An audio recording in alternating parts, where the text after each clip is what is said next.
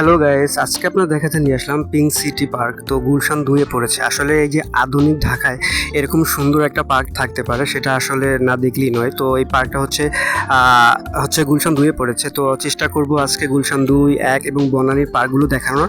তো আসলে দেখুন কতটা সুন্দর এই জনজট শহরে যে এরকম সুন্দর পার্ক থাকতে পারে। আর পিঙ্ক সিটি পার্ক বলতে পারে এখানে কিন্তু খেলার জন্য সব কিছুই আছে। আর এখানে কিন্তু একটা উল্লেখযোগ্য ক্লাবও আছে, সেটা হচ্ছে ঢাকা ইউথ ক্লাব। চাইলে এখানে এসে আপনারা ভিজিট করে দেখতে পারেন। কতটা সুন্দর দেখুন এই গুলশান 2-এর পার্কটা। আর তো আমার কাছে খুব ভালো লাগে, মাঝে মাঝেই এখানে যাওয়া হয়। তো চেষ্টা করলাম আপনাদের কাছে একটু দেখানোর।